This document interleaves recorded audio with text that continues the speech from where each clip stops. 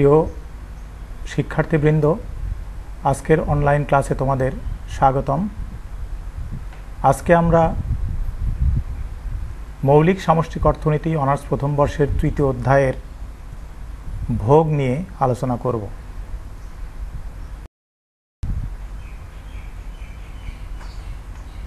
প্রথমেই আমরা আসি ভোগ কাকে বলে।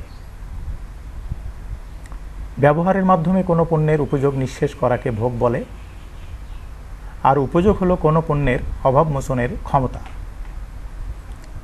সুতরাং ব্যবহার ব্যতীত কোনো পণ্যের উপযোগ ধ্বংস হলে তাকে ভোগ বলা যাবে না। যেমন একটি জামা আমি যদি আগুনে ফেলে পুড়িয়ে ফেলি, তাহলে ওটাকে ভোগ বলা যাবে না।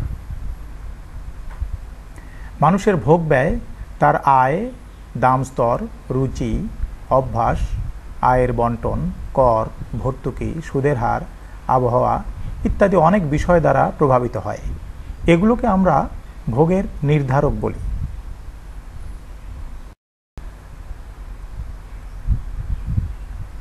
এবারে আসি ভোগ অপেক্ষক কাকে বলে।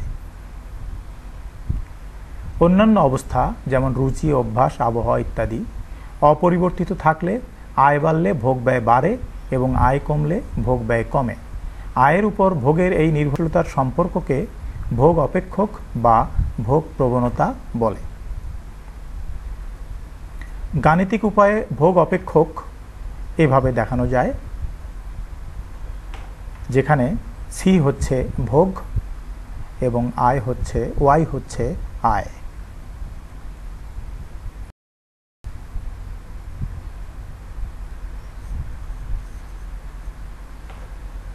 ভোগের প্রকারভেদ: স্বয়ংভূত ভোগ ও প্ররোচিত ভোগ। ভোগকে আয়ের উপর নির্ভরশীলতার ভিত্তিতে আমরা দুই ভাগে ভাগ করি, প্রথমত স্বয়ংভূত ভোগ এবং দ্বিতীয়ত প্ররোচিত ভোগ। স্বয়ংভূত ভোগ বা অটোনোমাস কনজামশন: যে ভোগ ব্যয় আয়ের পরিবর্তন দ্বারা প্রভাবিত হয় না তাকে স্বয়ংভূত ভোগ বা আয় নিরপেক্ষ ভোগ বলে। প্ররোচিত ভোগ বা ইনডিউসড কনজামশন: যে ভোগ ব্যয় আয়ের পরিবর্তন দ্বারা প্রভাবিত হয় তাকে প্ররোচিত ভোগ বলে। C equal to A plus B Y এটি একটি স্বল্পকালীন ভোগ অপেক্ষক। এখানে এ স্বয়ংভূত ভোগ এবং বিওয়াই প্ররোচিত ভোগ। এ আয় নিরপেক্ষ আর বিওয়াই আয়ের উপর নির্ভরশীল। রেখাচিত্রে স্বয়ংভূত ভোগ এবং প্ররোচিত ভোগ দেখানো হয়েছে।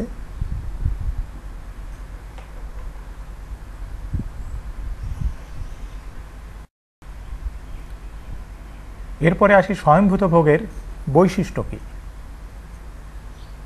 1. স্বয়ংভূত ভোগ আয়ের উপর নির্ভর করে না। 2.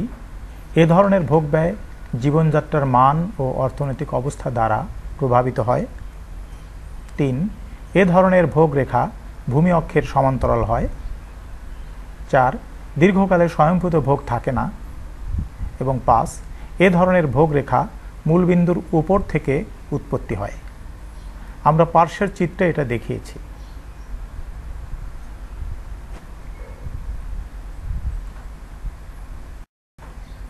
প্ররোচিত ভোগের বৈশিষ্ট্য: 1.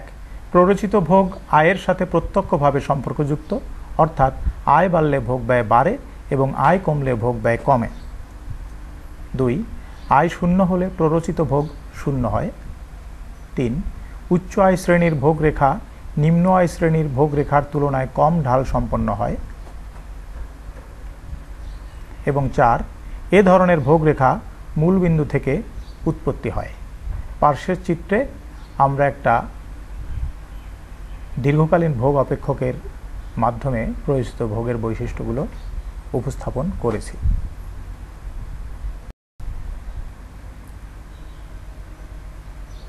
স্বল্পকালীন ভোগ অপেক্ষক: এখানে আমরা একটি স্বল্পকালীন ভোগ অপেক্ষক দিয়েছি, সমীকরণ ভিত্তিক এবং গাণিতিকভাবেও আমরা দিয়েছি। ভোগ টেবিল। এখানে আয় ও ভোগের সম্পর্ক আমরা সংখ্যার ভিত্তিতে উপস্থাপন করেছি। এখানে আমরা দেখতে পাচ্ছি আয় ও ভোগের মধ্যে একটি ধনাত্মক সম্পর্ক রয়েছে, অর্থাৎ আয় বাড়লে ভোগও বাড়ে। স্বল্পকালীন ভোগের একটি চিত্র আমরা দিয়েছি। এখানে আমরা দেখতে পাচ্ছি স্বয়ংভূত ভোগের অস্তিত্ব থাকায় এই ভোগরেখা মূলবিন্দুর উপর থেকে ডান দিকে ঊর্ধ্বগামী হয়েছে।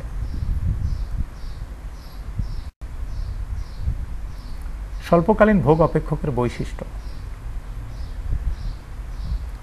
1. স্বল্পকালে স্বয়ংভূত ভোগ ও প্ররোচিত ভোগ বিদ্যমান। 2. স্বল্পকালীন ভোগরেখার উৎপত্তি মূলবিন্দুর উপর থেকে এবং ডান দিকে ঊর্ধ্বগামী। 3. স্বল্পকালে এপিসি বা গড় ভোগ প্রবণতা ইজ গ্রেটার দ্যান এমপিসি বা প্রান্তিক ভোগ প্রবণতা। 4. স্বল্পকালে আয় বাড়লে এপিসি কমে এবং আয় কমলে এপিসি বাড়ে। 5. স্বল্পকালে যেহেতু আয়ের উঠানামার সাথে এপিসি পরিবর্তিত হয়, সেহেতু স্বল্পকালীন ভোগ অপেক্ষককে অসমানুপাতিক ভোগ অপেক্ষক বা চক্রজনিত ভোগ অপেক্ষক বলে।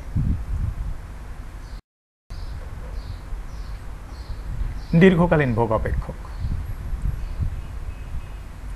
C=by, এটি একটি দীর্ঘকালীন ভোগ অপেক্ষক। আমরা গাণিতিকভাবেও এটা দেখিয়েছি। ভোগ টেবিল। এখানেও আয়ের সাথে ভোগের একটি ধনাত্মক সম্পর্ক রয়েছে, তবে এখানে আয় শূন্য হলে ভোগও শূন্য, অর্থাৎ দীর্ঘকালীন ভোগ শুধু আয়ের উপরেই নির্ভরশীল।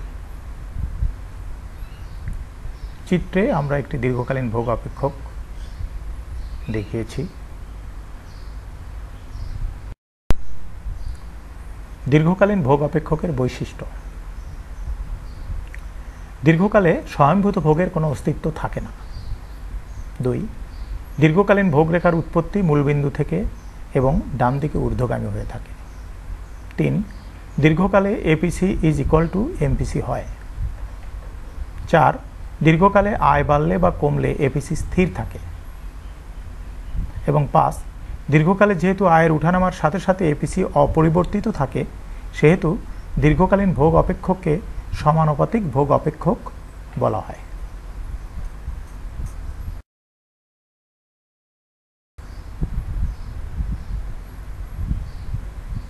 স্বল্পকালীন ও দীর্ঘকালীন ভোগ অপেক্ষকের মধ্যে পার্থক্য: বাম পাশে স্বল্পকালীন ভোগ অপেক্ষক এবং ডান পাশে দীর্ঘকালীন ভোগ অপেক্ষক। 1. স্বল্পকালে স্বয়ংভূত ভোগ বর্তমান, অন্যদিকে দীর্ঘকালে স্বয়ংভূত ভোগ থাকে না।